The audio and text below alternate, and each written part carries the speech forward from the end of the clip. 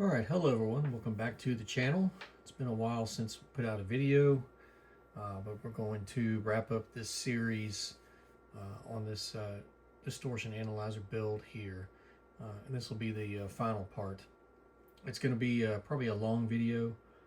We're going to go through some changes that I've made since the last video on the unit, and after that we're going to do some demonstration and going to talk about some of the methods I used to verify the accuracy of the instrument and to get it calibrated.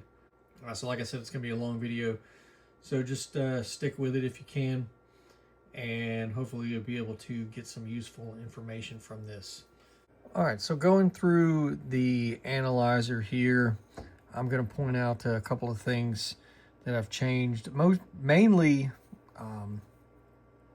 changed a couple of op amps out, and I've changed them all to one particular type. You see here we've got an op amp here. Previously this was an LT1468. I have changed that to an OPA 1611 op amp, and of course that's a surface mount only op amp. So we had to use an adapter board there to get it to fit in this footprint. I found that this op amp gave me a slightly better performance on the high frequency ranges of the oscillator, so that's what I went with there. Of course, it didn't have any detrimental effect on the lower ranges, so it was really just a win to swap that out. I've also changed this op amp here. Is still an OPA 604. I didn't change the op amp, but it did change the adapter board there. Since I have a bunch of these adapter boards, I just opted to use all of the same type adapter board.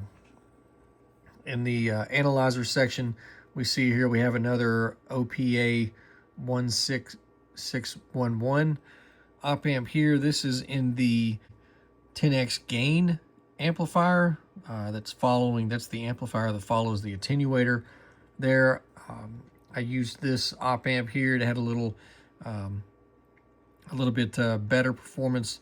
Originally this was an LM318. I found that it had a little bit of peaking at the higher frequencies, and this op amp tended to be less peaky at the higher frequencies, so I swapped this out here. We'll talk about that later on when we start talking about the analyzer performance, as far as the high frequency peaking in this analyzer section.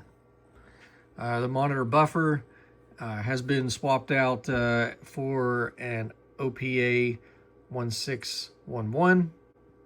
We want this monitor buffer to be flat across the entire response of the analyzer, so we want it to be flat out to at least 600 kilohertz, and I found this op amp had a little bit better performance than the previous one I had originally. There was an AD845, and this one had a little bit better performance.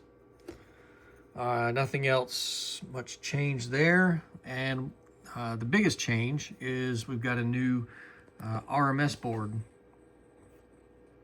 So if you'll remember from the previous video, we had the RMS board in here was a was on perf board, and it was sort of point-to-point wired here.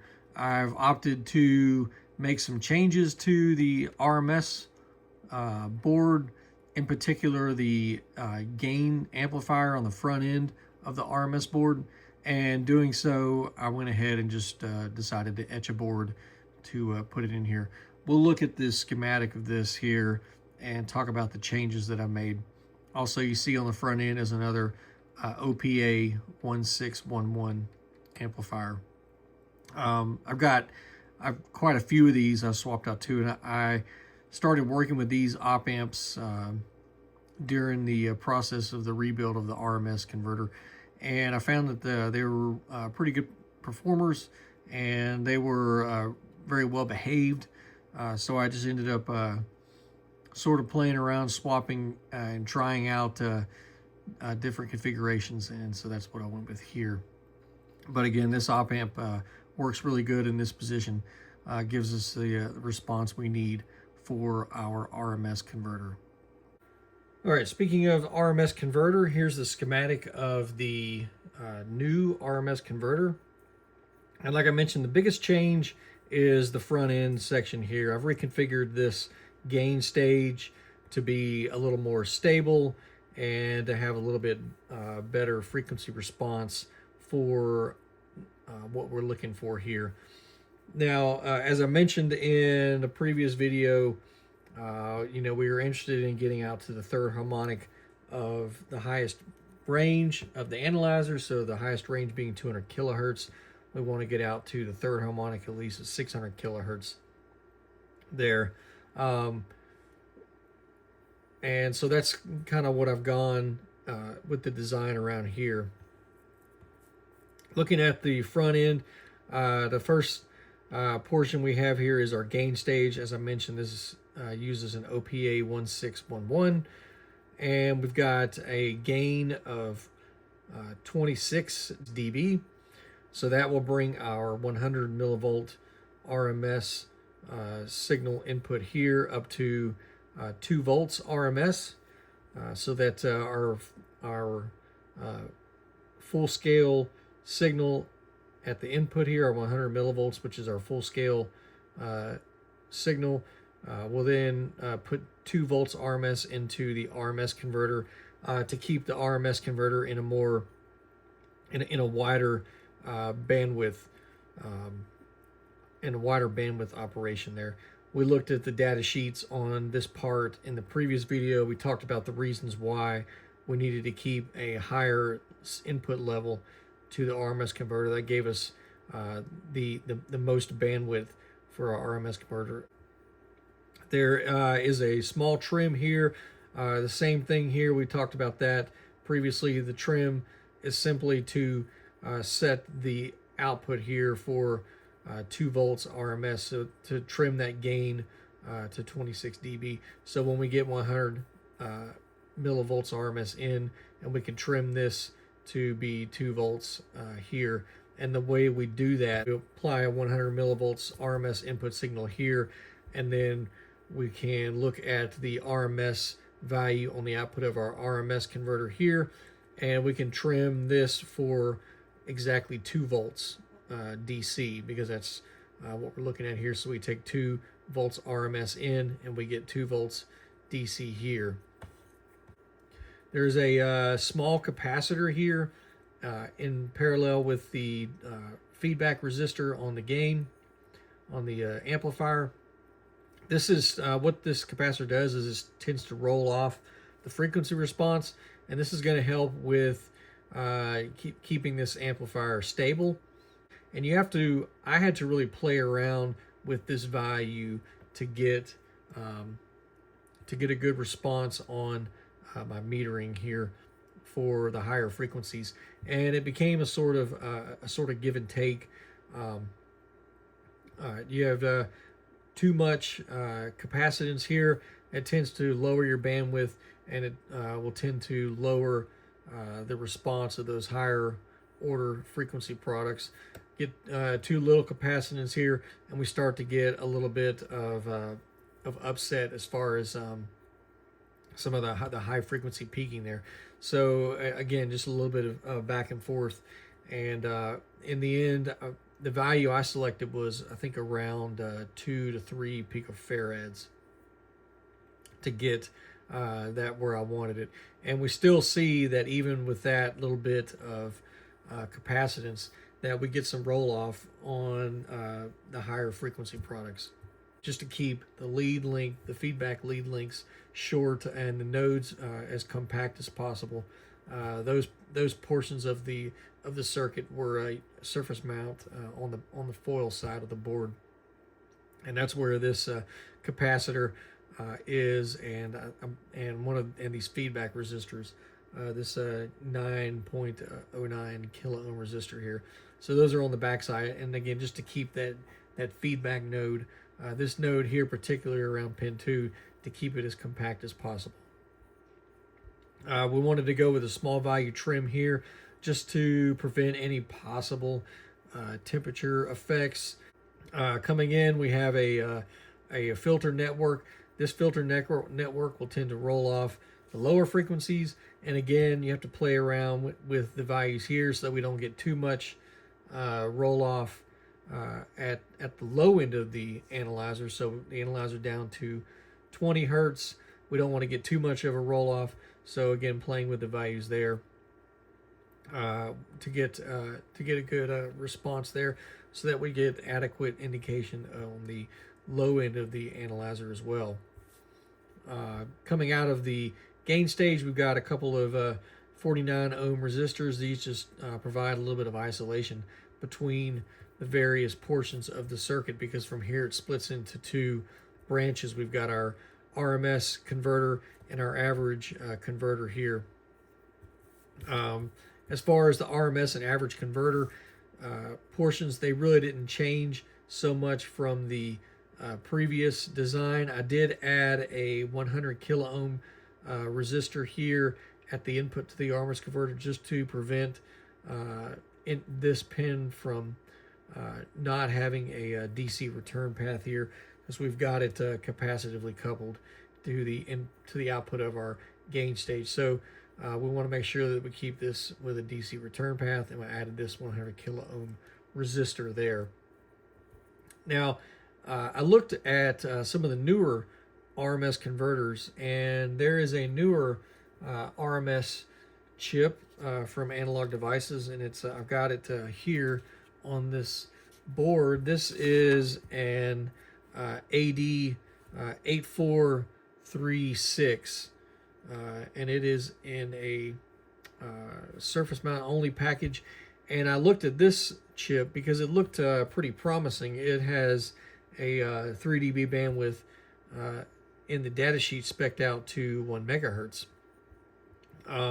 But its performance is similar to, say, the 8637 chips, where you want to maintain the highest level input signal to get the widest bandwidth. And I found that this chip, as far as configuration, is pretty much the same as the 8637 as far as getting it to work, but it didn't necessarily perform any better in our instance here at 600 kilohertz, and I ended up sticking with the AD637. In this case, I found it still to be the best option here to get the widest bandwidth. All right, and then as far as the rest of the circuit, nothing much else has changed. We still have the selection function between our true RMS and our average converter here, that's through this transistor switch, and then we've got our metering amp here, which is essentially the same as it was. And this is the again the metering amp that basically I copied from the HP 339A distortion analyzer, and the average converter, which I copied from the Tektronix AA501 distortion analyzer. So before we get into the demonstration portion, let's take a minute and talk about how we can go about calibrating this analyzer, or determining how well it, or how accurately it measures distortion, total harmonic distortion.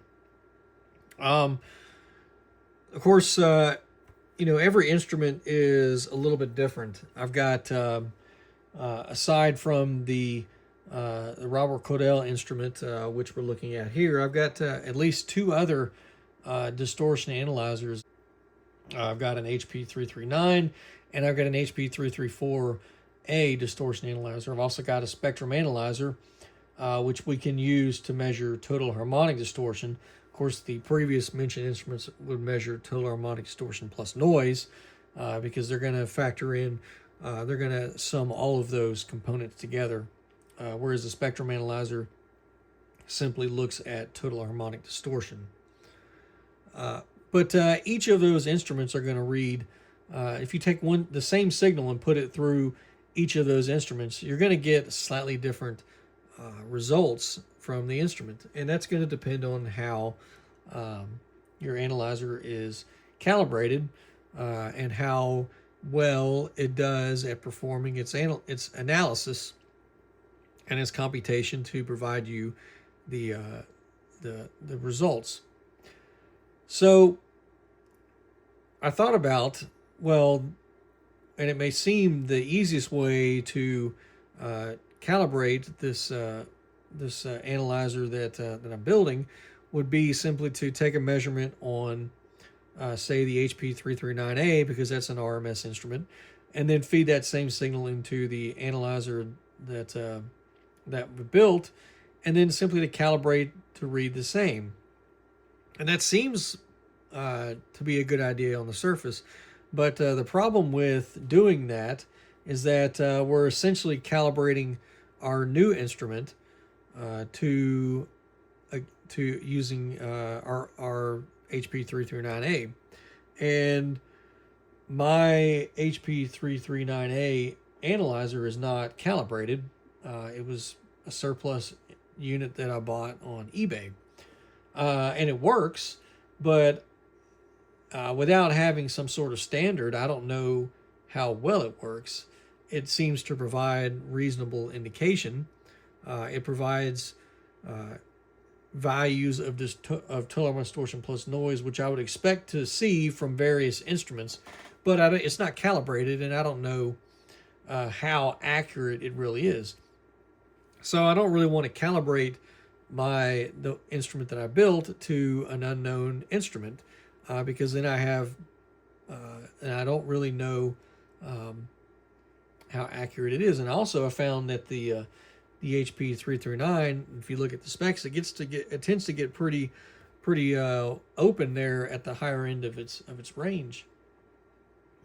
When you get up into like 100 kilohertz, it has a very wide, I think it's plus 1.5 to minus 4 dB is the spec for the higher range, and that's out to the third harmonic, which is 330 kilohertz. So it has a pretty wide response. So how do we calibrate this new instrument? How do we build a signal of known distortion qualities that we can then feed into it, and then we can calibrate the instrument to, aside from just simply copying the response from one instrument onto this new one? And that's what I kind of really struggled with here, and it's taken me quite a while to work through this process of verifying this instrument's performance. And so that's what we're going to look at here. So we don't have a standard waveform, so we're going to have to build one. And I've certainly got the instruments to do so, and that's what we're going to do. So we're going to start with a drawing here. I'm going to draw out this my test method here, and then we're going to set up some equipment, and then we'll look at this setup here on the bench. All right, we're going to start with our analyzer under test. So this is the distortion analyzer that I've assembled, the Robert Cordell instrument that I've assembled, and we want to test that. Well, we're going to use the source. It's signal source, tune source, because it's a pretty clean source.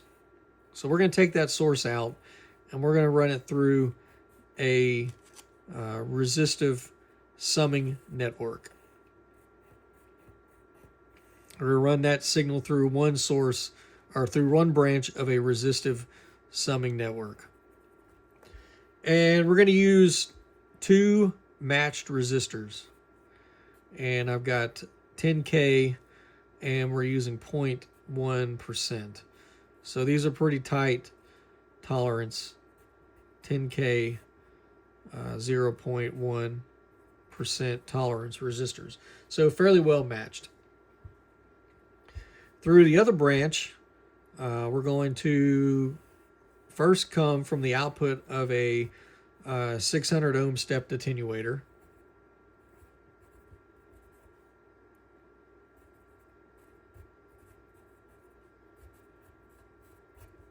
And you're going to want, if you're going to use this method, you're going to want a fairly accurate attenuator.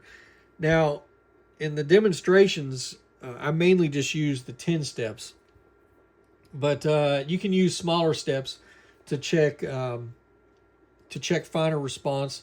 And if you want to, when you start getting down to your test floor, you may want to take smaller steps so that you can actually see where the floor is. 10 dB steps, you kind of hit the floor all of a sudden, whereas if you're using 1 dB steps, you can sort of softly land on the floor of your test arrangement. Now for my attenuator, I'm using an HP 4437A, and I'm mainly just using the 10 dB steps. All right, coming out of there, we're going to come from a signal generator. And I'm going to use my Agilent generator because it's pretty easy, pretty convenient to use. You know, digital, it's got the keypad. You can simply punch in whatever frequency you want. This unit also is this Agilent 33510B waveform generator. It is a pretty good source. I've measured the source down to down below 80 dB, so it actually is a pretty clean source in itself, and that's on the lower frequencies. On the higher frequencies, it gets a little bit higher, but it's still very good clean source. And so that's going to work. And in this branch, I'm going to insert a, this is a 549 ohm resistor. And I've got that built into this. I built this little piece here. And all this is a 549 ohm precision metal film resistor. And what this does is this will take the 50 ohms from the output of my signal generator and combine it with the 549s, bring it up pretty close to 600 ohms. Now on the signal generator, you can go into the functions and you can change the output impedance to high impedance or 600 ohms or whatever, but it doesn't actually change the electrical properties of the output. It simply changes the way the metering works on the front panel. So we still need to overcome the fact that we've got 50 ohms feeding into a 600 ohm attenuator. And what I found is that without this resistor and without doing this little matching portion here, when you take that first step, if you take a first step from 0 to 10 dB, what you'll see is actually like a change of 5 or 6 dB. And then your next 10 dB will go down 10, and then so on and so on. Because when you put that first step in, now you've got that attenuator in there, which is matching the impedance basically of the signal source to the attenuator, and so you get that first step is not very accurate, but then the second step and so on. But I found when I put this in series here that first step is right in at 10 where we want it to be. So that's what we're going to insert there. All right, so we've got our signal source, we've got our fundamental source here, and our attenuator. And what we're doing here is we're going to mix these two signals in this resistive summing network. So we're going to mix our fundamental. So this is going to be our fundamental source. And this is going to be our harmonic source.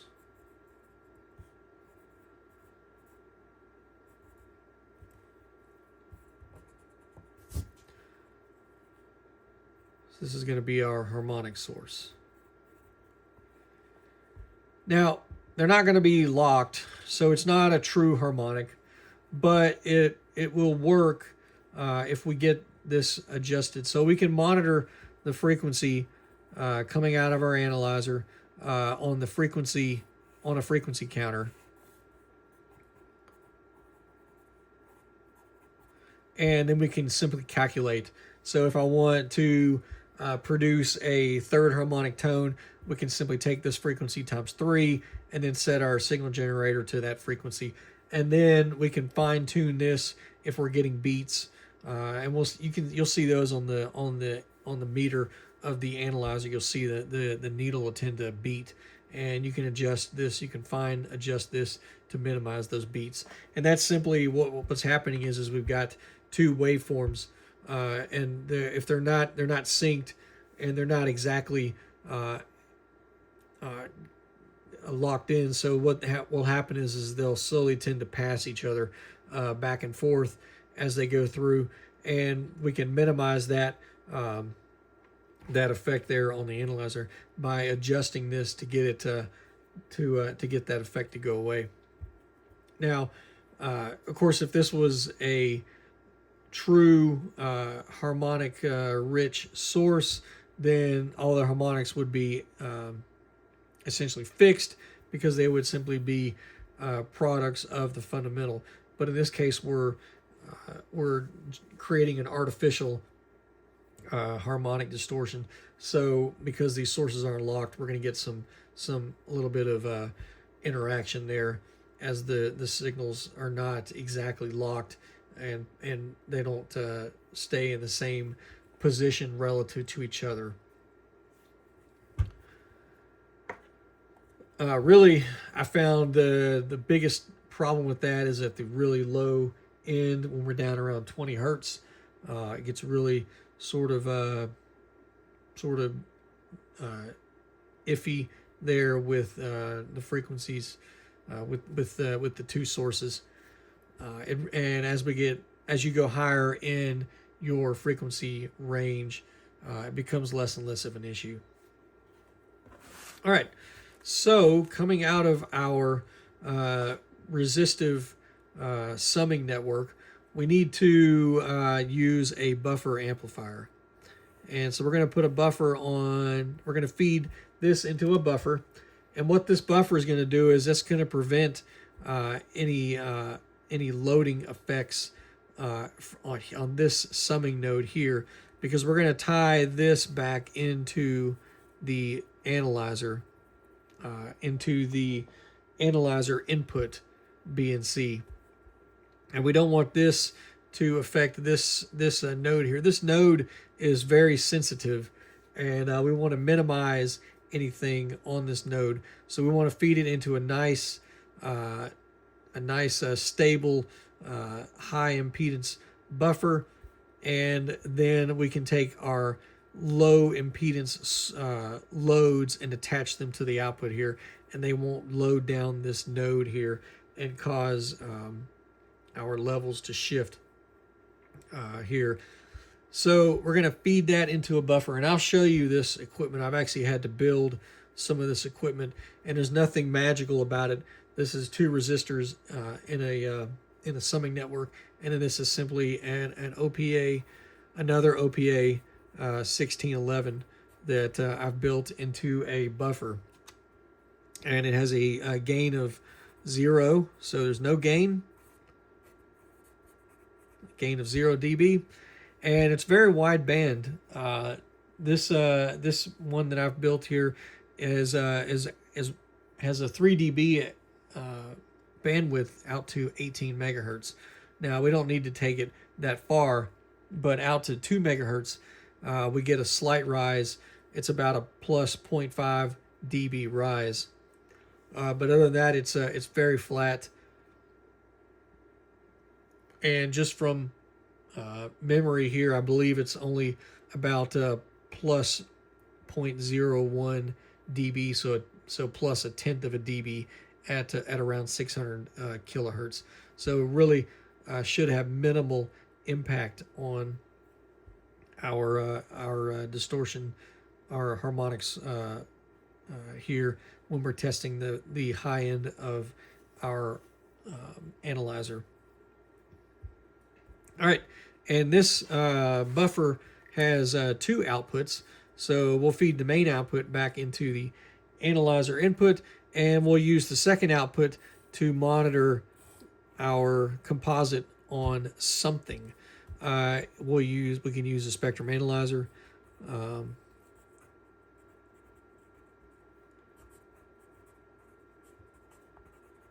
We can use the spectrum analyzer. We can use the HP339A distortion analyzer so that we can take a comparative reading. We can use an RMS voltmeter, whatever we want to monitor there, because it has two outputs, and the outputs there's no really interaction between the two, so we can use that other output to monitor, and that way we can verify on our spectrum analyzer our ratio between our fundamental and our harmonic source, because that ultimately is what's going to tell us what we expect to see for distortion value. All right, now coming out of the instrument, we're going to monitor the RMS DC RMS pin on our RMS converter. We're going to use two DVMs to do that. So we're going to have one DVM. So this is off the RMS. We're going to have one DVM just set up as a to monitor DC volts, and we're going to use the second one as a ratio. And this is useful for checking to see where our distortion meter, our reading is in relation to where our meter is. And what I mean by that is if our meter goes off scale high, if we're just looking at the front panel meter, we have no really way to tell.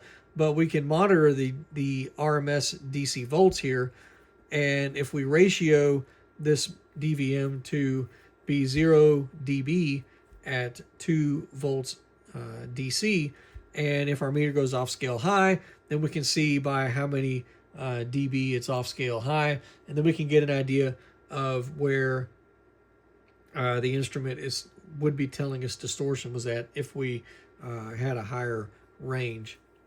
So that it's useful for seeing where our instrument is, because we're going to calibrate the instrument at 1 kilohertz, but then we want to check the response at various frequencies along the way and see how well the instrument tracks. Now the response is going to change over the span over the bandwidth of the instrument, but we can see that at the various points there, and so we're going to use that second DVM as for a ratio.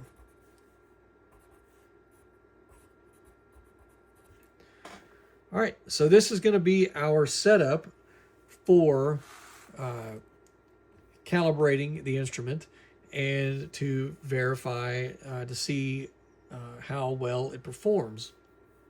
And we're going to do this over at a couple of frequencies. Of course, we're going to calibrate the instrument at 1 kilohertz. And we're going to calibrate it at 1 kilohertz with a 3 kilohertz harmonic tone. Because this is the way that Robert has specified his instrument to be calibrated. Now, what Robert does is he use this signal through a resistive divider. So you would apply a 1 kilohertz tone from the source into the input, and you would feed a 3 kilohertz tone from another source through a 62 kilo ohm resistor to the input of the analyzer. That creates a divider, which then sets up a ratio of 40 dB, which equates to 1% of distortion. And then you would calibrate, then you would adjust the instrument to read 1%. And that's essentially all there is to the calibration of the instrument. And that's what we're going to do here in this setup, is we're going to set up our 1% distortion signal with a ratio of 40 dB from fundamental to harmonic, and then we're going to calibrate the instrument. So we're going to make the adjustments in the instrument to have it read 1%, and then we're going to go and do some spot checks along the way. And some of the points that I've chosen is 20 kilohertz, and we're going to do 200 hertz, and then 20 hertz. Mainly because 20 hertz to 20 kilohertz, that gets us our normal audio range. And then also spot checks at 100 kilohertz and then 200 kilohertz. Now, I'm not going to demonstrate all these on camera because that would take a long time. But what we'll do is we'll do the initial setup here for our calibration setup. And then we can look at the response. I've got some data sheets with the responses that I've already performed these checks, and we can see how the instrument performed, or how my instrument performed at these various ranges. So, and I guess to sort of summarize here, as far as calibrating the instrument as a whole, the first thing you want to do is calibrate the voltmeter. That calibrates as a separate system in my arrangement. Once the gain of the voltmeter amplifier and the RMS and average converters and the metering circuit are calibrated to indicate correctly, then that unit in itself is calibrated. From that point, then we need to calibrate the analyzer to indicate the correct value of distortion on the meter. And then, so we know the meter is calibrated, and then we calibrate the analyzer for distortion reading. All right, 2 devices we're going to use for our test setup, and I've gone ahead and removed the screws already to spare you the joy of watching me remove screws from instruments. This is our buffer amplifier. Just to show you, here's the inside here. There's no real magic to it. And you can see the schematic of it. It's pretty much on the front here.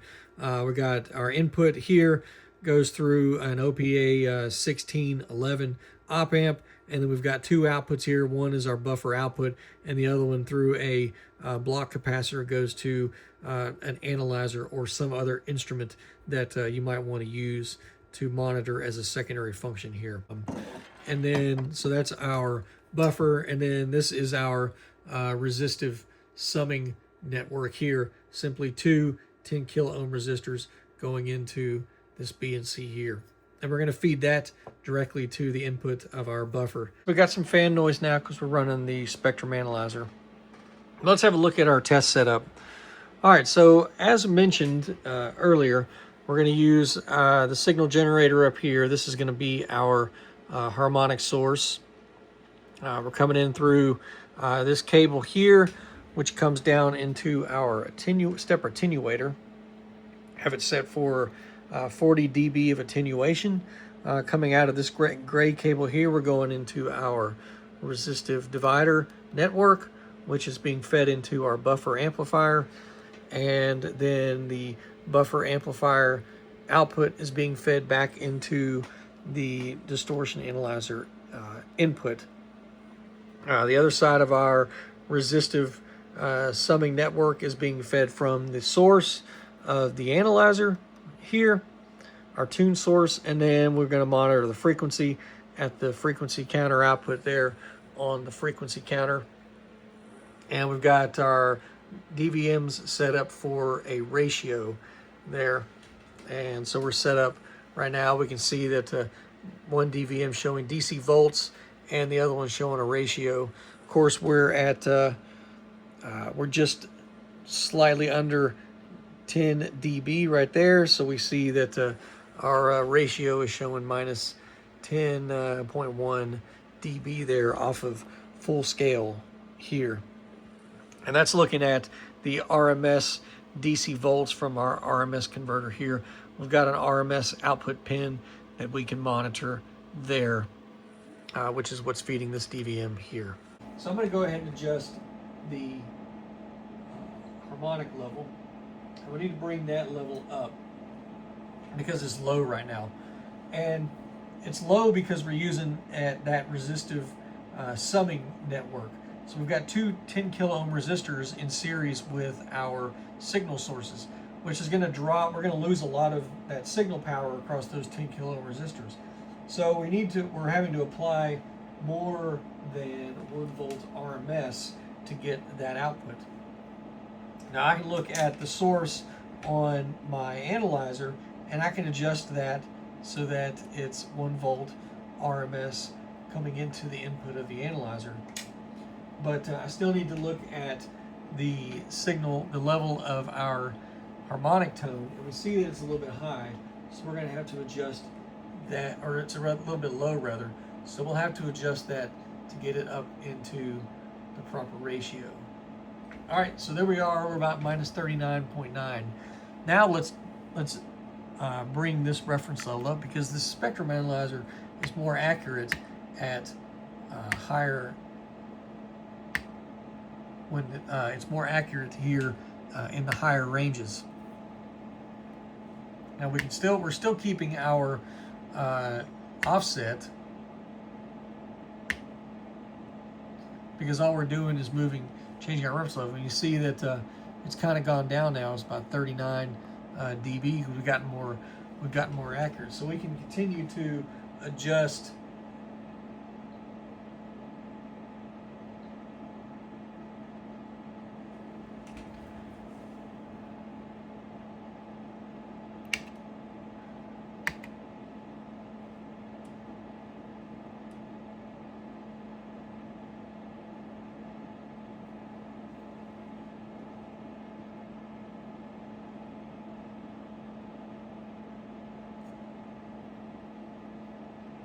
our signal until we get the correct ratio.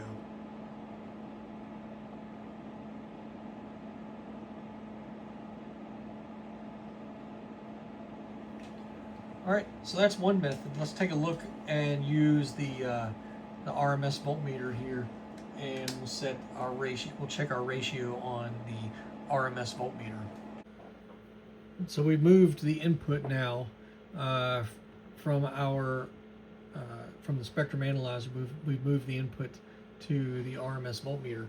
So let's have a look here. So the first thing we need to do is we need to remove the fundamental source, because that's the dominating source, and it's going to flood out the indication on the RMS voltmeter. So we're going to take this, we're starting at 0 dB because we're setting our signal level to 1 volt RMS. So we're going to drop it down 40 dB, and we see that we've got our signal level there, and we're about so this is 10 millivolts full scale, so we're about 9.7 millivolts right now. All right, so let's take a look at where our fundamental source is, because we haven't changed the level of our fundamental source.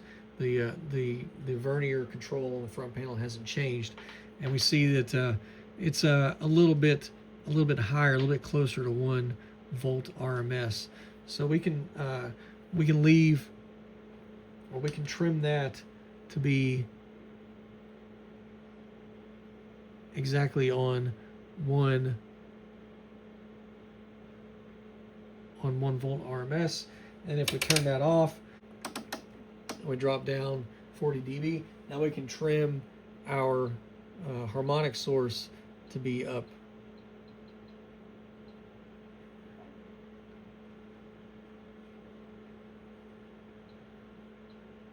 So our harmonic source is now at 10 millivolts RMS, and our fundamental source shouldn't change once we turn it on, and it'll take just a little bit of time to stabilize there. But as long as we don't make any adjustments to the source level knob, it should come back to, and it's come back to 1 volt RMS. So we've established a ratio. We've got 1 volt RMS on the fundamental, and we've got 10 millivolts RMS on the harmonic source. And we see that we're at, that's 1 volt RMS is our 0 dB reference, and minus 40 dB is our 10 millivolts RMS. So there is our 40 dB ratio between our harmonic source and our fundamental source, and that's what we're looking for on the meter. And we can see there on our analyzer meter now that we're showing a value at full scale. So still at the 1% there, and we see that we're right at the full scale there. Now if we reduce our harmonic tone by 10 dB, So if we take a 10 dB step down, we would expect to see a reduction there of 10 dB. So that would bring us to a 0.3% total harmonic distortion, which we see right there. And then if we scale down to the next range, we see that we're back at the top of the scale again there. And then we can continue to do this as we step down our attenuator there to bring us to a 0.1% distortion reading, and then down even lower to a 0.03%, and so on and so on.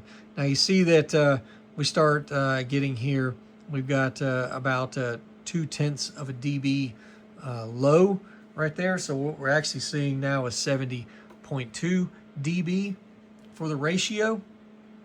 And that's going to be a combination of various things. Of course, there's the attenuator, which may not be a perfect 10 dB step every time. There's also some error in the range attenuator here. This attenuator isn't perfect. And there's going to be some other various inaccuracies that go into this. But this is where your instrument accuracy overall comes into play. So we specify over a certain range of frequencies that the accuracy is going to be within a certain range, say plus or minus 1 dB for 20 hertz to 20 kilohertz. And then that error may increase as we get higher into the higher frequencies. But plus or minus 1 dB is certainly within the same specifications of, say, the HP 339A distortion analyzer. We'll take a look at that in a little bit as far as the specification goes on the accuracy. And then you get the idea here that we can continue to go down in farther and farther into our readings until we start getting down into the bottom scale, the bottom of our level. So now we're at I've got minus 100 dB on the attenuator, and we see we're at minus 100 dB on our meter. And if we go another 10 dB step, so now we see, hey, we only got 5 dB there. When I added 10 dB of attenuation, it should have dropped to minus 20. Well, now we've landed on the floor of our measurement setup. So this measurement setup at 1 kilohertz has a floor of around minus 107 dB.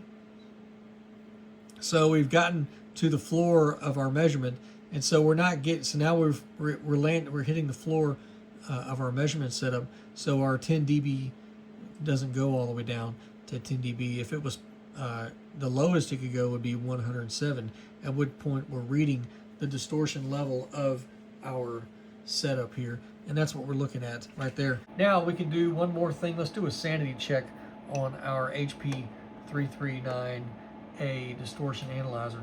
So I've hooked that input now. I've moved it to the input to this HP 339A distortion analyzer, and we're looking at the input. So I'm going to switch this over to distortion now, and we'll see where this unit reads out. So we're reading out right now at just above 1%, so about 39, if we're looking at a ratio, about minus 39.8 dB.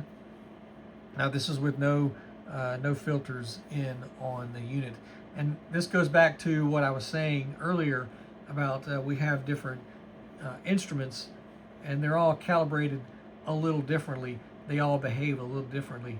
So this, while we can certainly take a comparative reading and see that where we are reading here, we can't necessarily calibrate the Robert Cordell instrument to this instrument here, because then all we're doing is taking whatever calibration factors, whatever performance factors that are associated with this instrument, and we're essentially transferring them to the new instrument. We don't want to do that. We want to try to calibrate it independently and then we can take a comparison reading to see how it compares to another instrument that we know is functioning, although we don't know maybe how well it's calibrated.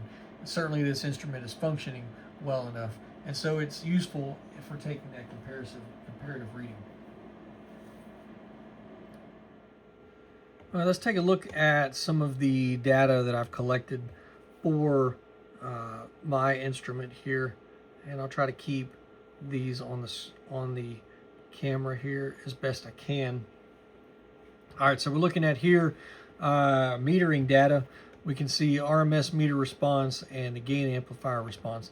And what I've done is I've taken measurements at full scale, mid scale, and bottom scale to get an idea of how accurate the meter is going to be at those various points.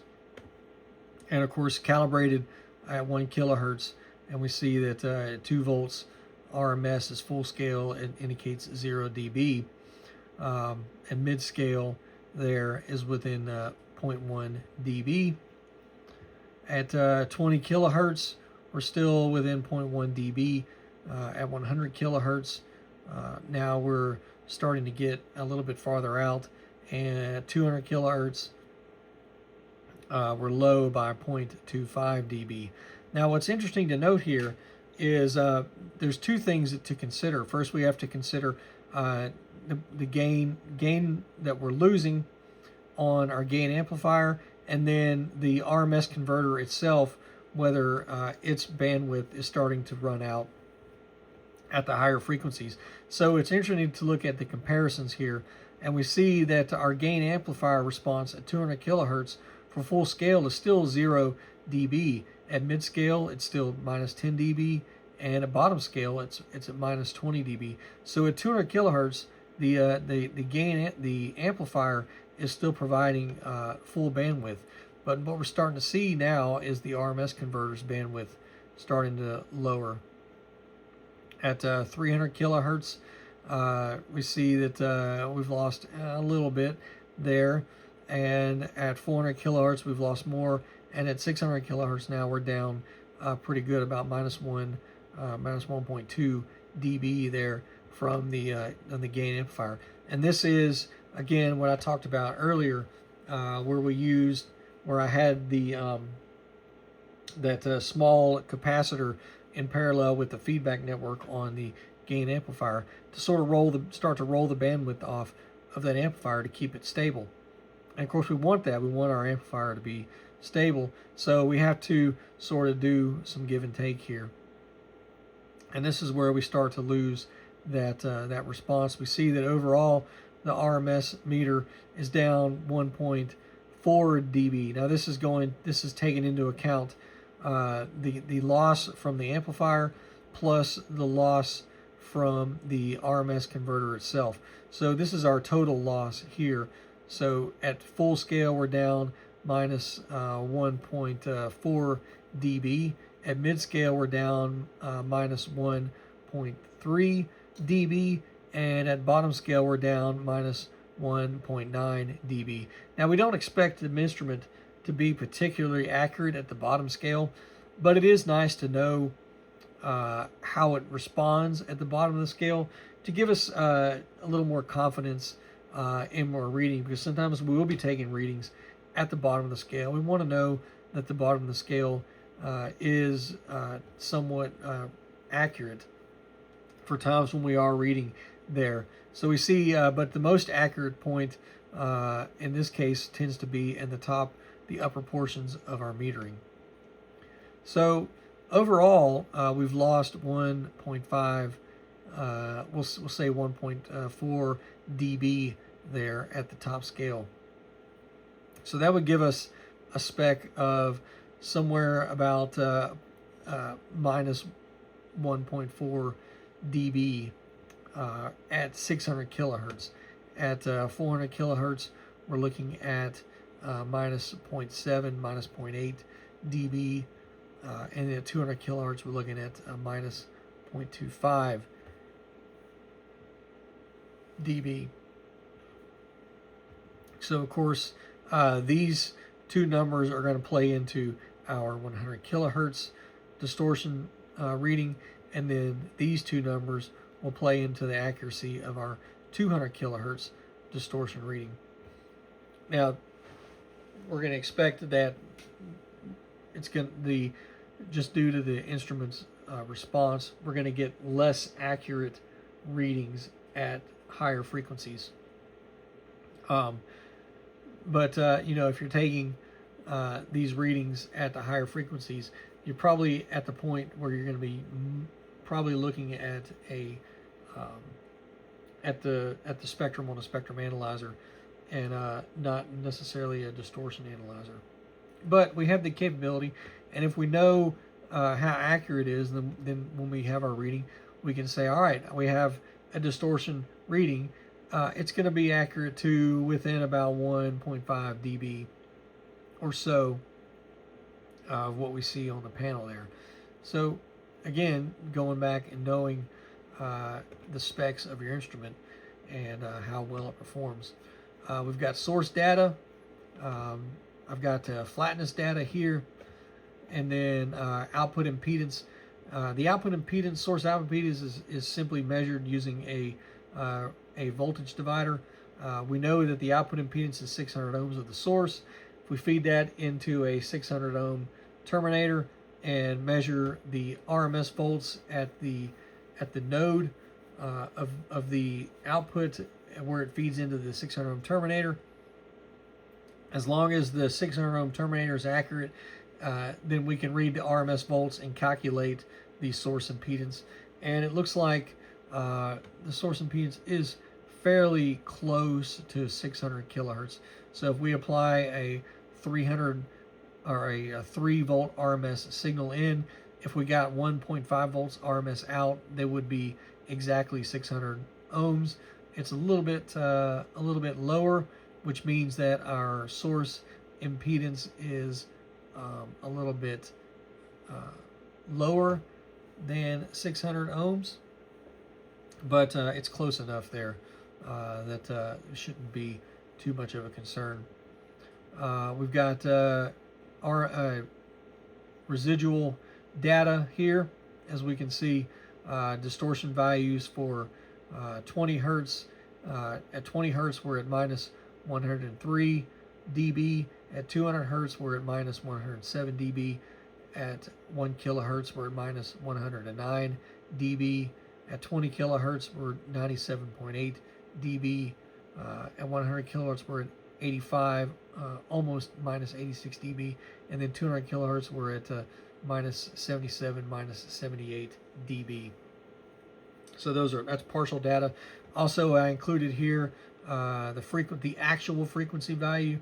So it's a nominal 200 kilohertz. The actual value was 207.3 kilohertz.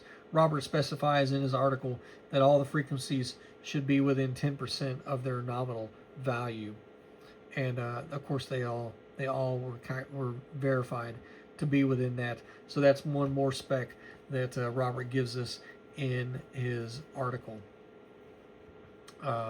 And then looking at the bias voltage, this is the bias voltage on the FET transistor in the signal source, which is used to control level on the source.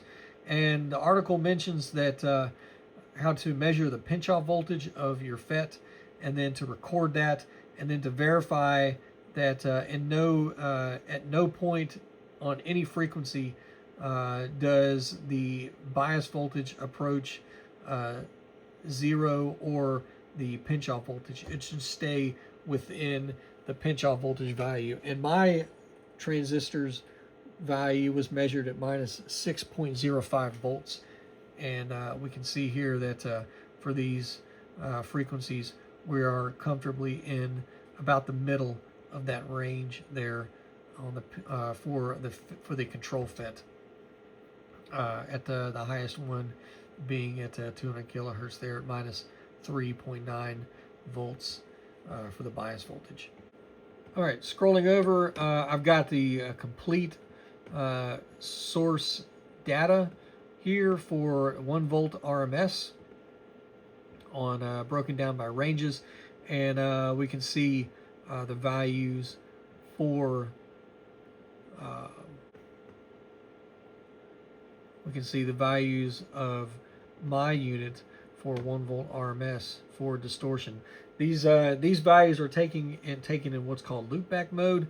That's where you simply connect the source output directly to the analyzer input, and you take a reading on the front panel meter, and this is what is the residual value. So this is the distortion that's read on the meter. So this is essentially your instrument floor. This is going to take into account noise. It's going to take into account the distortion of your source, the distortion, any distortion created by the analyzer itself. All of that is going to be factored in to this reading here. So this is our measurement floor for taking readings, and we can see that they're all very low all the way out. And this is at 1 volt RMS. Also, you can see the bias voltages and the actual frequencies measured compared to the nominal values. So we're all below minus 100 dB all the way till we get at 1 volt RMS, all the way till we get out to almost 10 kilohertz. Well, 10 kilohertz here. We're just below minus 100 dB. At 200 kilohertz, we're sitting at 0.013% distortion. That's going to be our highest one. That's about right here where we said it was minus 78 dB there for our distortion. Now, at one more specification that Robert lists in his article is he want the instrument should be below 0.001% through the audio range, which is 20 hertz to 20 kilohertz, and that specification is specifically at 3 volts RMS. So as we raise our signal, as we raise our fundamental level, we bring it out of the noise, and then we can separate our signal from the noise, and as long as our floor set at, say, 1 volt RMS was set by the noise, if we raise our fundamental level up and the noise should stay the same, then our measurements should improve. Now, if these measurements were limited by source harmonics and we raised the level, then the harmonic levels would also rise and the values shouldn't change. But as we see here, if we raised the fundamental level up to 3 volts RMS and our measurements improved pretty much. So for to comparison here, at 20 kilohertz, we're at 0.0006%. That's at 3 volts RMS versus 20 kilohertz. Here at 1 volt RMS, we're at 0.0013%. So that our signal level improved, just doing roughly off the meter here, by about, let's see, that's 8.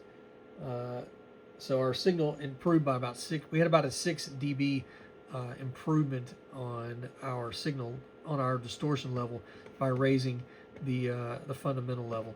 So we can see that these values here are not, in fact, at 1 volt RMS, are not limited by their harmonic content. Rather, they're limited by the noise of the instrument itself. And as we raise the fundamental level, we bring that signal farther out of the noise, we increase the ratio of the signal and the noise, and our distortion level improves, and we see that it improved there. So again, we meet this specification here, 20 hertz to 20 kilohertz. The specification for the audio band, that range being all less than 0.001%.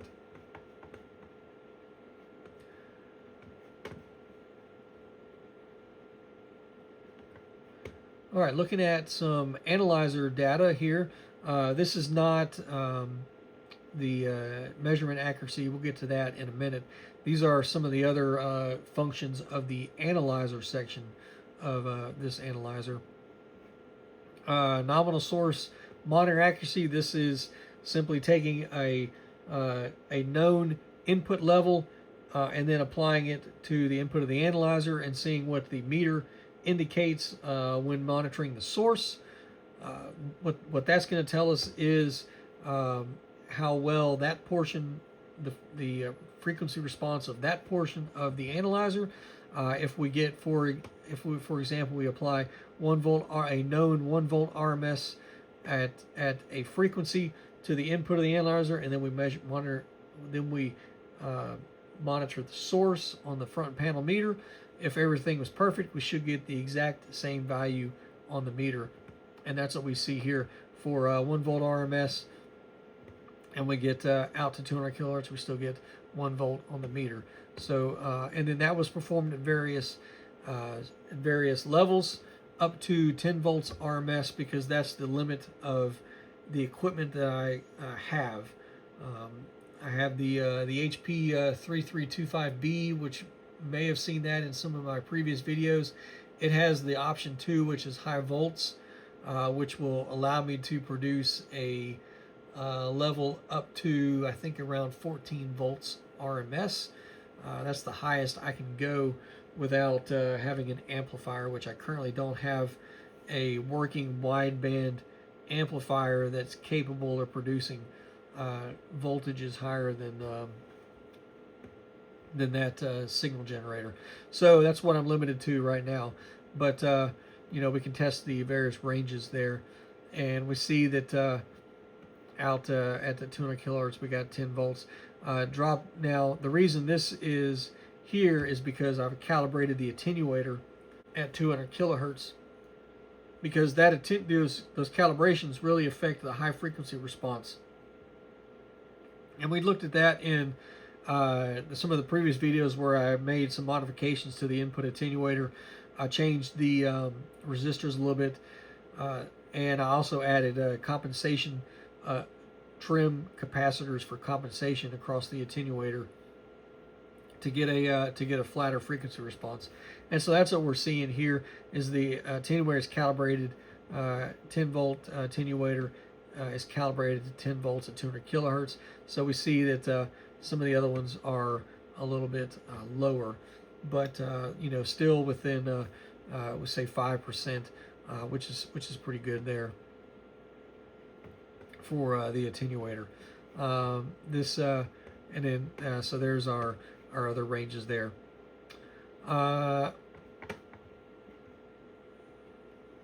Coming over here and looking at the analyzer tuning data, this is where the bias voltages fall out for the tuning of the filter on the analyzer. There's two FETs which perform the tuning to remove the fundamental using the at test points E22 and E23 as the frequency control and the amplitude control. Those are the two control functions that null out the fundamental by correcting for frequency, looking for frequency and amplitude components of the fundamental, and then they adjust the effects are adjusted by the control loops to tune the filter to null the fundamental, so that all we have coming out of the differential amplifier are the harmonic products. And again, just like the source, we're looking for those tuning those FETs to be biased, so that when the instrument is tuned, they should be biased to the midpoint of between 0 and their pinch-off voltages. Now, the pinch-off voltages for the two FETs in my analyzer were measured at minus 7.59 and minus 7.55 volts DC. So they're pretty closely matched FETs. So we're looking for a value between 0 and minus 7.5 volts DC, and we see that all of the FETs there are well within the allowable limits. we get a little bit of stretch here on the 20 kilohertz range, the 20K range. We see that we start to stretch that out a little bit. We get some 4s and into the 5 volts here. And then on the high range, the 200 kilohertz, we're starting on the other, closer to the bottom end here, closer to 0, and we stretch it out to 3 here. And again, this is all in how well you have your instrument tuned. So in the article, Robert talks about tuning the analyzer to the source. Where that is done at 650 hertz. So on the 2 kilohertz range, and 65 is 650. The analyzer is, or the source is tuned to establish your midpoint on the biases, and then the other ranges are tuned after that to bring the frequency values within 10% of the nominal nameplate numbers. But that 650 hertz source is tuned to exactly 650 hertz, and then the analyzer is tuned to that frequency, and then the other frequencies are then tuned to be within 10% of their nameplates. The article again talks about that. I've taken note of the automatic gain control range. This is simply the AGC value for our readings. The nominal value for taking measurements is 0 dB on the front panel meter, so 1 volt RMS. And we can see that here that my AGC is not perfect. Ideally, the AGC value would sit at 0 or close to 0. Mine sits a little bit high. I've explored some ways to correct that, but I haven't implemented anything yet. And then, of course, the instrument should then tune to be able to take a measurement within plus or minus 10 dB. And so what I've recorded here is the for the same signal, changing the range, changing the level plus or minus 10 dB from 0, and then taking the same measurement, and we should get similar distortion measurement readings. And I did, for the most part, as you can see, up to 20 kilohertz it started to come away, and then out to 100 kilohertz I got down here at the bottom, and it's mainly at the bottom. For higher levels they seem to work, be pretty close, but at the bottom you can see there's quite a bit of difference here. So just to note that if you want to make the most accurate measurement, ideally you need to put your fundamental source at the nominal value of 0 dB, or bring it higher in the range. Now you see there's a blank here on this 200 kilohertz reading, and this is a problem I've got with my instrument, and I don't know if this is something that others have experienced who have built this, but I found that on the 200 kilohertz, and this only happens at 200 kilohertz, when I try to go above, say, 2 volts, if I try to go try to take a reading with an input level at full scale, my instrument starts oscillating and locks up, and I have to downrange and lower the input level to get the instrument back in functioning normally. And this only happens at 200 kilohertz, and it only happens above. So, for example, on the 3 volts RMS scale, it only happens when I try to measure a signal above, say, 2 volts RMS.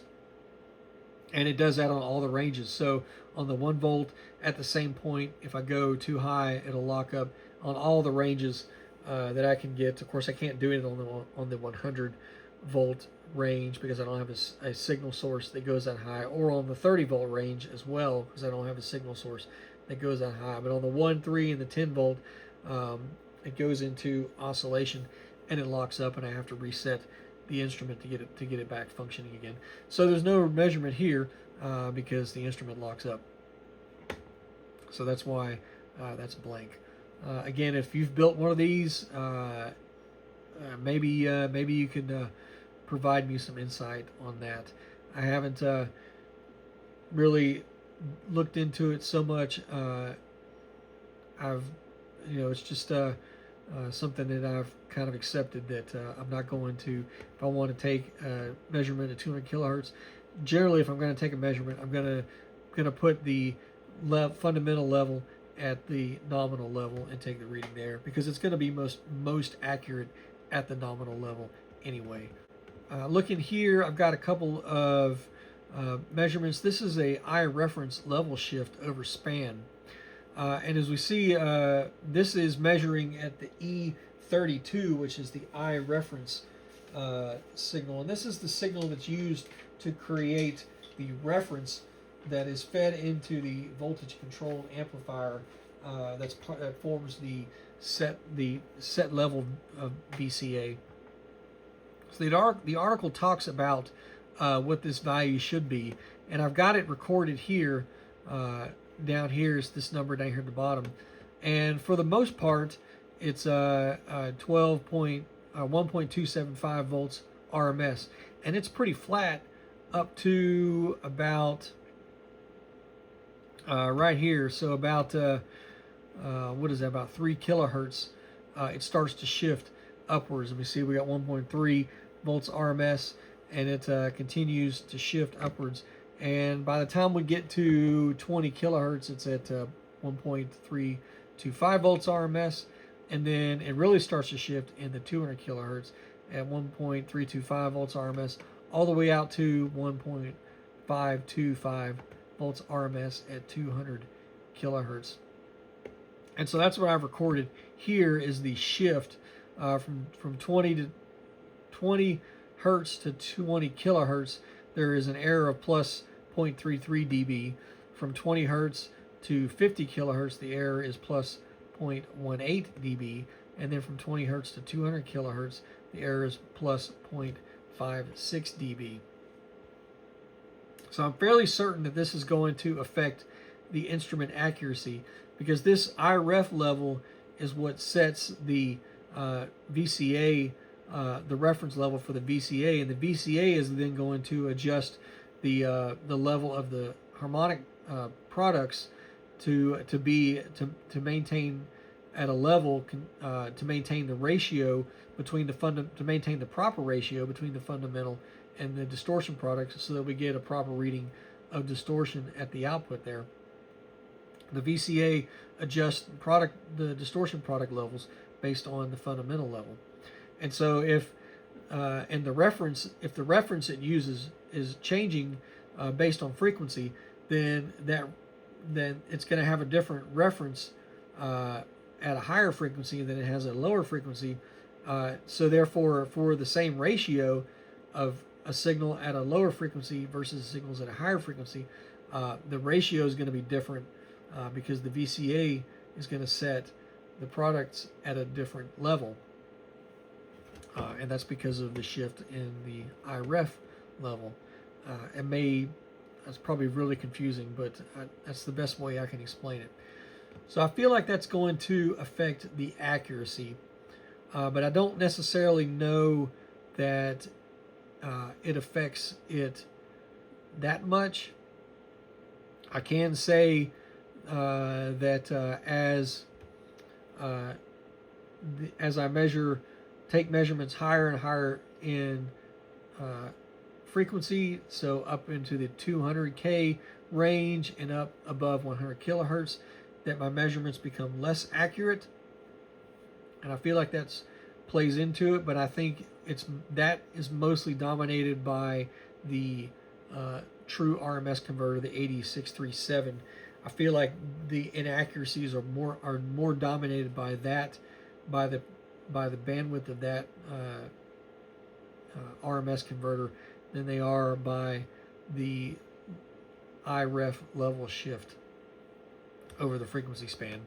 But anyway, so that's what this is right here, and I got some ideas about why that that occurs. And here at the end of the video, we'll look at the schematics, and I'll talk about some of the ideas that I have as to why that's occurring. All right, and then lastly is our harmonic, our distortion measurement accuracy.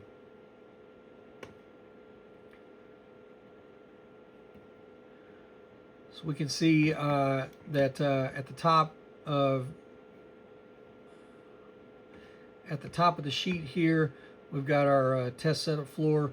This is with margin, meaning that this is the floor value listed here is a soft floor. It's not the hard floor.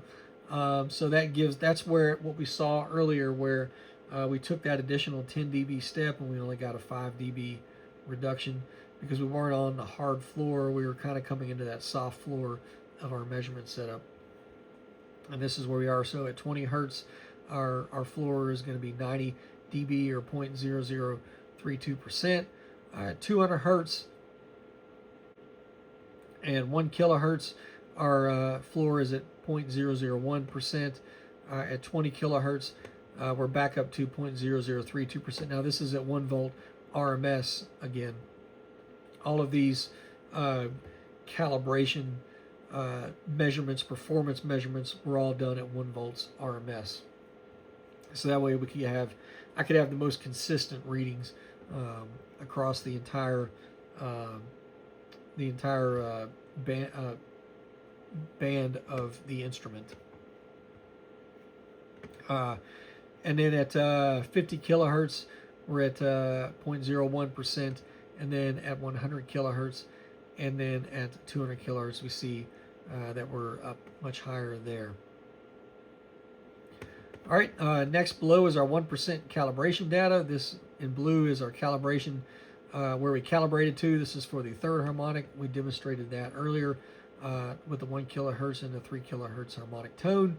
At -40, that's where the instrument is adjusted to indicate 1%. And then out from there, we can take the same measurement using the same method, setting up the ratio using different frequency combinations, and we can see how how accurate the instrument responds. At 20 kilohertz, we are low by 0.3 dB. We pick some of that up. At 50 kilohertz, we're low by 0.1 dB. At 100 kilohertz, we're low by 0.1 dB. And then at 200 kilohertz, we're low by 1.4 dB, which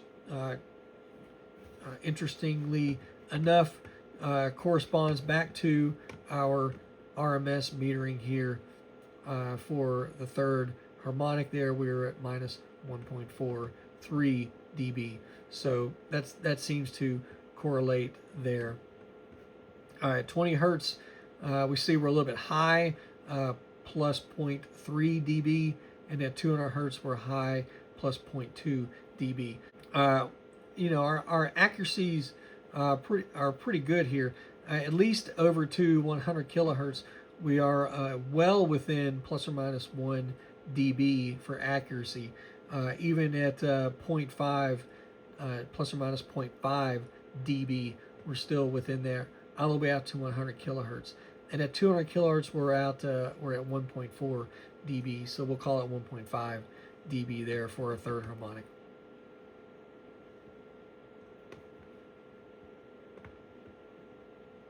Second harmonic, looking at the accuracy here, still at 1 kilohertz, we're pretty much right on where we need to be. At 20 kilohertz, again, 0.3 dB low. At 50 kilohertz, we are a little bit high at 0.3 plus 0.3 dB. 100 kilohertz, we are high again. Now we're at plus 0.6 dB. And then at 200 kilohertz, we're looking a little bit better here, high at plus 0.4 dB. 20 hertz is low by 0.1 dB. 200 hertz is low by 0.1 dB. So kind of a little bit of back and forth. And that'll, I would think, would sort of kind of average out because in reality, when you're taking a distortion measurement, you're not looking at a signal that has one lone harmonic. Not, unless you're doing some kind of testing like this where you've purposely designed a signal to have one harmonic. If normal case use would be checking the harmonic content of an amplifier, or the nonlinearity of an amplifier, and that nonlinear signal that it creates is going to have a train of harmonics, second, third, fourth, and so on and so on. So all those harmonics are going to factor into the total harmonic distortion reading. And so if we've got a second harmonic that's a little bit high, a third harmonic that's a little bit low, I would think it would sort of average out. Those errors would sort of average out to give you a more realistic reading, something that you might calculate mathematically. But anyway, these harmonic readings, what we got to remember, although while we are looking at how accurately they're representing the signal that we're putting in, you got to kind of take them with the idea that these are not atypical signals that you'll be measuring with this type of instrument. Now, looking at the distortion measurement accuracy tracking through the different ranges, that's what we have on these charts here, and we can see how the instrument responds. These were at full scale or as close to full scale. Sometimes they had to be taken at the mid scale because they were overranged. For example, at 20 hertz, 20 hertz at minus 30 dB, we were 0.4 dB high. And we can take a look, and you can look at all of these readings and see, but they are pretty consistent. I would say, for the most part, within plus or minus 0.5 dB of where they should be. So at minus 70 dB, we can see here that they're all pretty much within that range of, say, plus or minus 0.5 dB. We start getting a little lower. We start getting a little bit farther out as we get down to our bottom, the bottom of our ranges here. But again, we start getting into the noise of the instrument, closer to the noise of the instrument. That's going to start kind of doing funny things with our readings there. So we should sort of expect that as we get down lower into the ranges, that we're going to get some readings that may not be as consistent as they were earlier.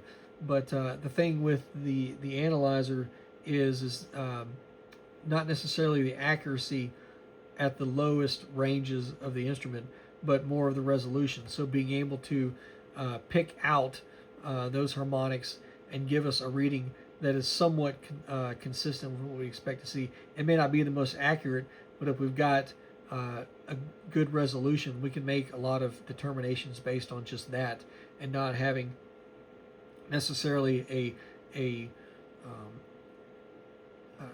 dead-on accurate value. Because again, multiple instruments are going to read differently. You take the same reading with multiple instruments, they're all going to read slightly different, and that's just the way the instruments perform.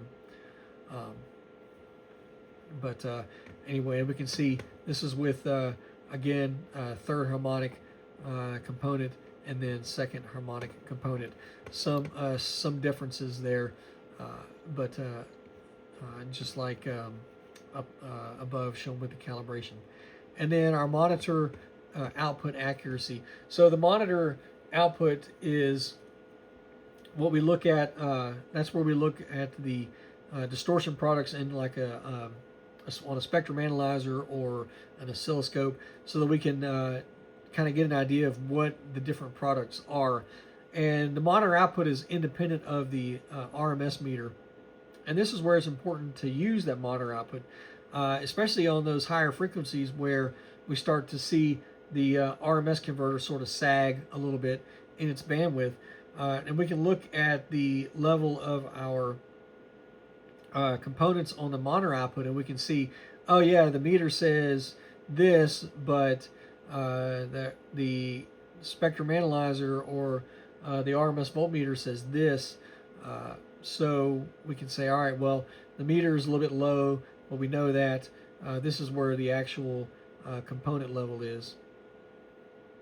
So we can get a more accurate picture of our distortion measurement there.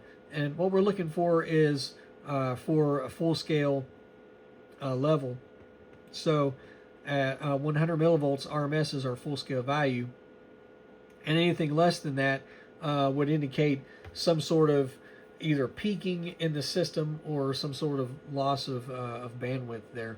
And that's what I've incorporated here. So you see I've got 3 different ranges, and I picked these ranges on purpose because at these ranges there's various combinations of different flow paths in the instrument. So we'll start at minus 20, at the minus 20 dB range, so that's the 10% range. We can look at the minus 30 dB pad on our range attenuator, and we can look at the minus 10 dB switched gain on our switched gain amplifier, which is just prior, which comes right before the output, or right before the distortion monitor buffer. At the minus 50 dB range, which is 0.3% range, I chose that one because we can look at the programmable gain. At this point, the programmable gain amp is providing a 10x gain to our distortion products. We also can look at the minus 20 dB pad on the range attenuator. So that's why I picked the 0.3% or minus 50 dB range, and then the minus 80 dB range, or the 0.01% range. I picked that one because we can look at the minus 10 dB pad on the range attenuator, and we can see the switched gain amp now with the plus 10 dB gain, or the 3.3 dB gain. So we can check the response of the switched gain amp there when it's actually providing gain and not providing an attenuation function like it would be on the higher ranges. And we can see here, so the way that this measurement is done is just like we did earlier. Apply a two-tone signal, a fundamental plus a harmonic of a known level, and then if we know the level of the harmonic that we put into the analyzer, if it's producing a full-scale indication on our meter, then we should get 100 millivolts RMS at the output of our distortion monitor, because that equates to a full-scale indication.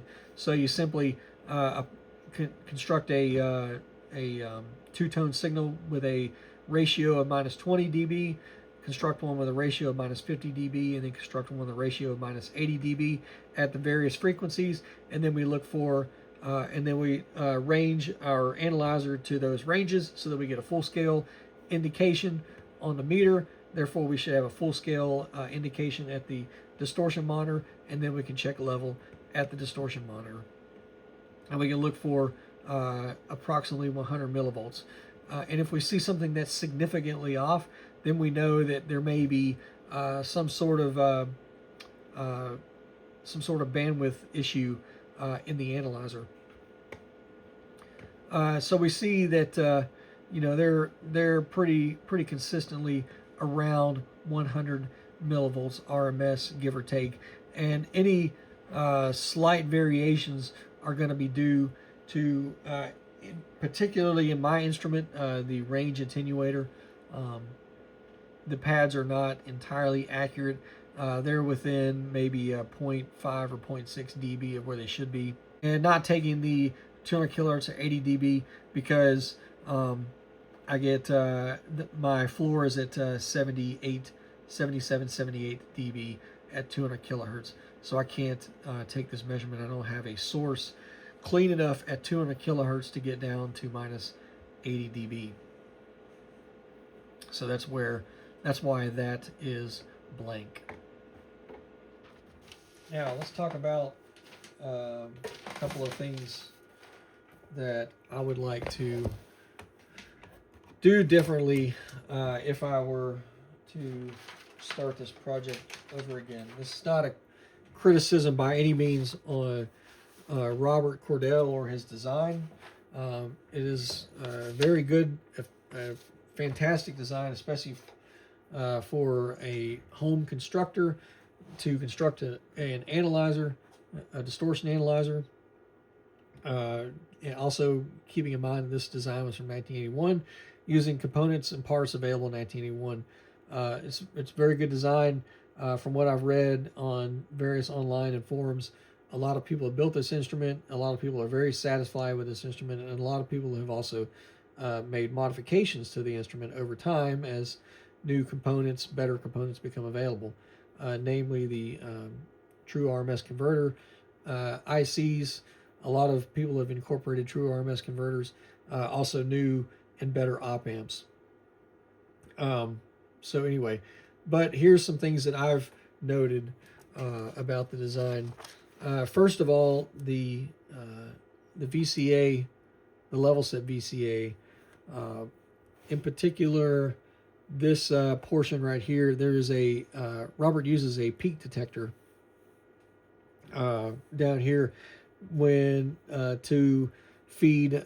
So this we get the output of this amplifier.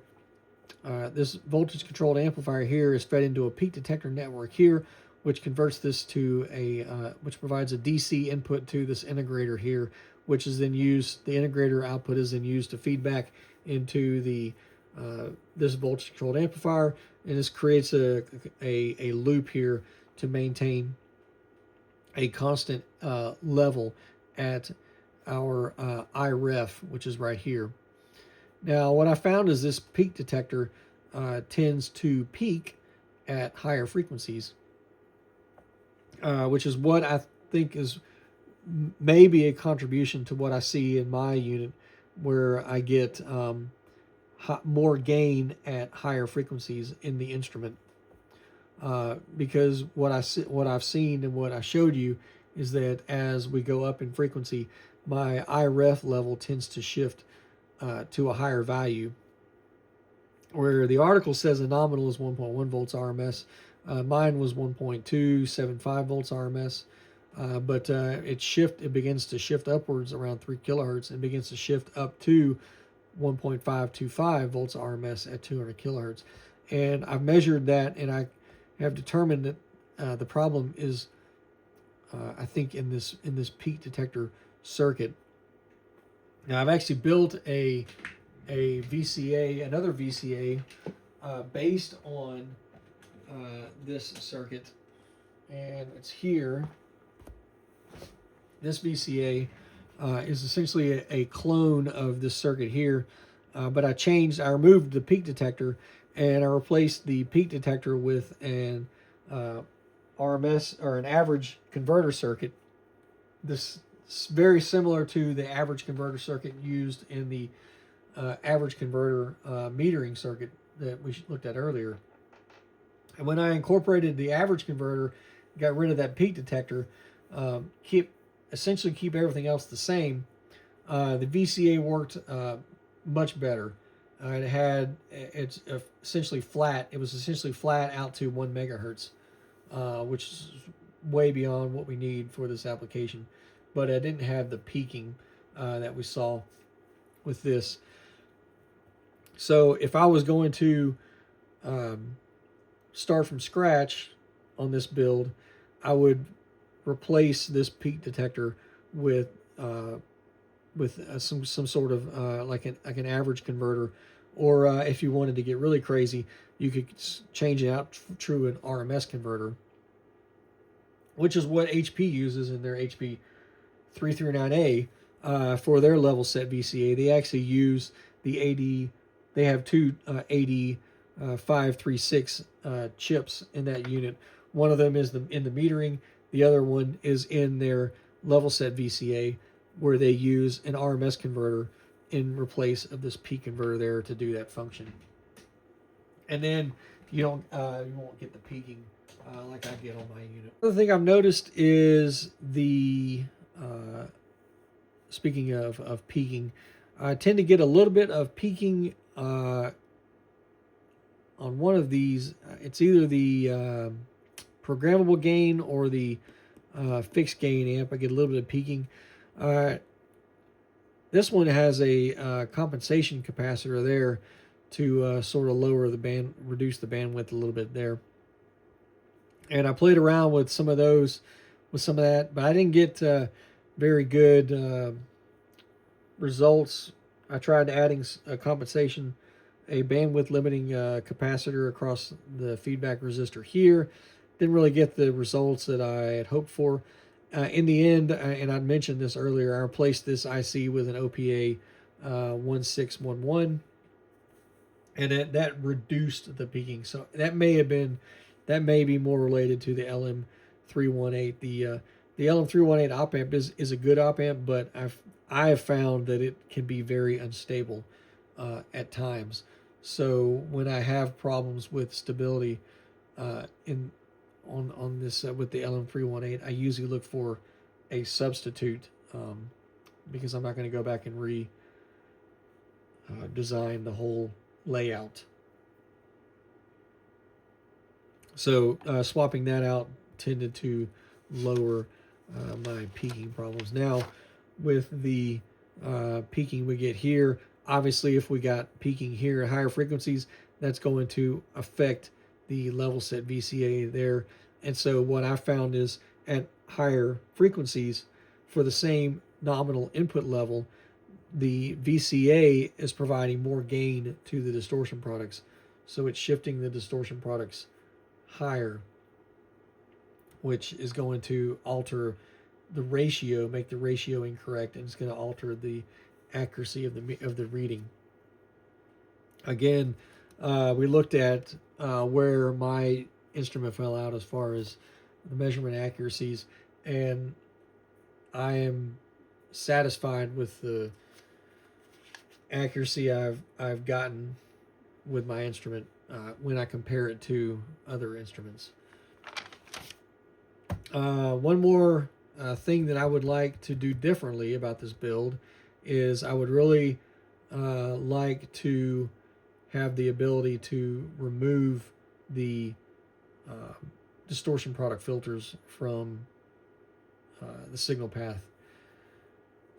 When I built this unit, and Robert talks about this in his article where he mentions using simple fixed product filters versus the tracking product filters. And you can see in this case, they're switched, so they're designed to be removed from service. So much like the HP 339 distortion analyzer, you can take those product filters in and out of use.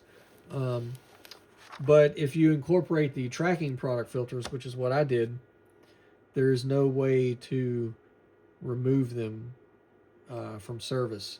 Now I can go and internally install jumpers between E34 or between E29 and E34 and between E35 and E36. I can install jumpers, and that effectively bypasses the filters, or it disables their filtering function because it removes the tuned portion, so all you have is essentially two buffers back to back. But I haven't incorporated that into any kind of front panel accessible functionality, so I may go back and do that later, but that would require a pretty substantial amount of work as far as machining the front panel, and I've got the front panel I had engraved already, and I'd have to figure out some way to incorporate that. So I don't know if I would do that, but I would like that capability. So if you're going to build one of these, that's something to think about, is if you're going to include the tracking product filters, it may be also good to include a way to take those product filters out of service if as needed, because with the filters in, you're limiting your bandwidth. Your measurement bandwidth is going to be limited to within the parameters of those filters. But you may want to take a wideband measurement, in which case you'd have to remove the filters. So my instrument, as it sits now, cannot take a wideband measurement because those filters can't be bypassed. So just something to think about. All right, so one more thing here before we wrap this video up. I thought I'd bring this out and we'll have a look at this. Since we're making so many comparisons to the HP339A distortion analyzer, and I mean, I bring that instrument up because I own the instrument, but I think, and I don't know this, but I just think that the HP339 played a part in Robert's design. I believe the 339A came out around 1978, was first in production 78 or maybe 1980. So right around the same time that Robert would have been designing his instrument. I've noticed that a lot of the instrument functions in a lot of the same ways that the 339A does. There's some differences in the design, but there's a lot of things that are similar in their design. And so I just feel like when Robert was designing his instrument, he had a lot of he probably had a lot of knowledge of how the HP instrument worked. He probably had experience on how it worked. He probably understood how it worked, and I feel like he may have incorporated some of that knowledge into his design of his analyzer. So in a way, I feel like those two instruments, Robert's instrument and the HP339A, are sort of related. So I wanted to look at this in closing out the video here, looking at some comparisons for accuracy. All right, in particular, distortion measurement accuracy. We see here that the unit, this is specified from 20 hertz to 20 kilohertz. The distortion measurement accuracy is specified at plus or minus 1 dB, which would be roughly 10%.